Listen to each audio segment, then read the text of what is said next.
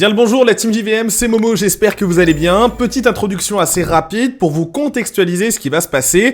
Il y a de cela quelques jours, j'ai eu la chance de rencontrer Jonathan Nolan, mais également Todd Howard de Bethesda, pour parler un petit peu de la saison 2 de Fallout qui arrive d'ici quelques jours, en l'occurrence dès le 17 décembre prochain, du côté de Prime Video. Donc j'ai eu droit à un entretien qu'on appelle des junkets. En gros, ce sont des interviews ciné qui sont extrêmement courtes. N'étant pas habitué à l'exercice, ça m'a fait un peu bizarre au début. Donc on a essayé de vous partager évidemment cette rencontre qu'on a pu faire, les quelques petites questions que j'y peux poser, mais également leurs réponses pour à la fois avoir un petit peu leur tonalité, leur ambiance et leur mood à l'approche de la seconde saison, mais également bien sûr pour avoir quelques petites informations complémentaires. Bref, régalez-vous, c'est dispo en sous-titres évidemment en français, et bien sûr en commentaire, n'hésitez pas à me dire un peu si vous avez hâte ou pas de cette seconde saison de Fallout. Allez, c'est parti, merci à eux d'ailleurs pour leur accueil.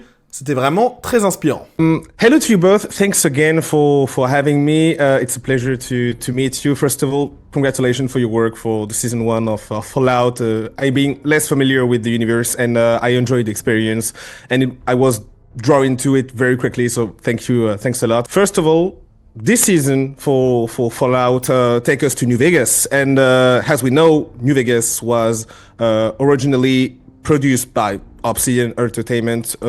My question is, was Obsidian involved in the writing on this season, or Josh Sawyer, who was the lead on New Vegas at the time, worked with you on this adaptation for also Fallout and also New Vegas? And what was so exciting, I think my joke has been that prior to working on Fallout, most of the adaptation, about half of my career has been adaptation, half of it's been original, whether it was film or television. When Todd and I sat down over lunch to talk about whether or not we wanted to work together or whether or not we could make this thing into a reality, one of the things that was so exciting about it, my joke had been that, prior to this game, my favorite things to adapt were the works of dead authors because they didn't have notes, right?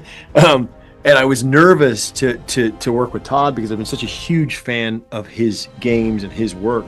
So it's nerve-wracking to imagine you're going to take something so beautifully realized as the Fallout games and kind of bring them into the universe. But one of the things that we agreed on almost immediately when we started talking about that very first sit down was that what would be most exciting would be to see an original story told within the Fallout universe. And so from the beginning, so you're adapting the world and the tone, but you're telling a new story, which for me as a filmmaker is the most exciting version of it because there's still room to tell original story.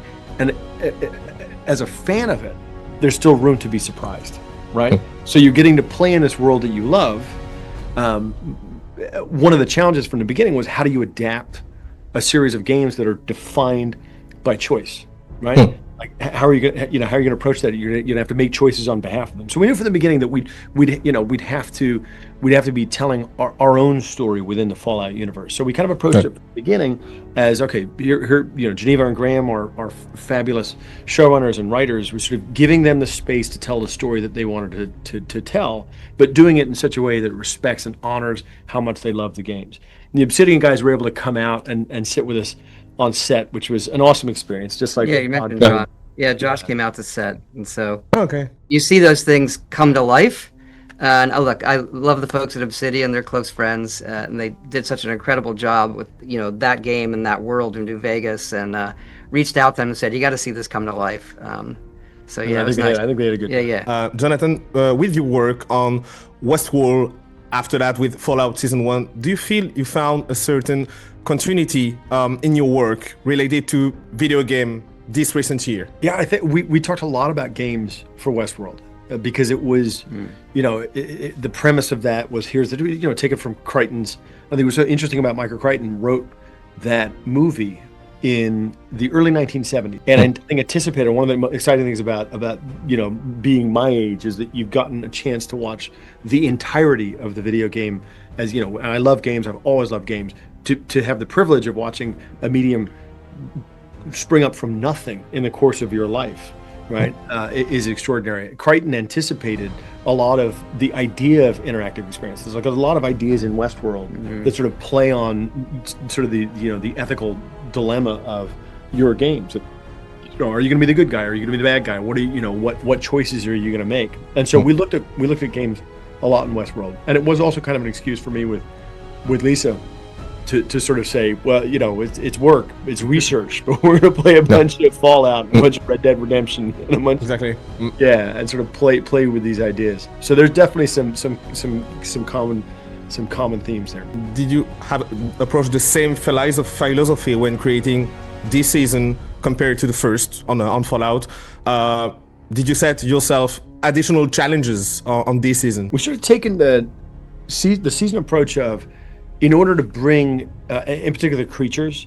So the first season challenge was the power armor, the gulper, Snip Snip, Mr. Handy, bringing all these things to light. So we sort of pace ourselves one season at a time. This season 2, the challenge was of course the Deathclaw, Rad Scorpions. So so it does it on a thematic level, all the big ethical questions, but also, okay, let's pace ourselves and make sure we can do each of these creatures the right way. And in a context where actually the TV shows sometimes take a lot of years to get new season, Fallout is an anomaly actually. How do you explain the speed of the release of this second season of Fallout regarding to the industry actually? I have watched it, and for us with Westworld, it was incredibly challenging because we were adapting a movie there, but by the second season you're into kind of fresh snow in terms of storytelling.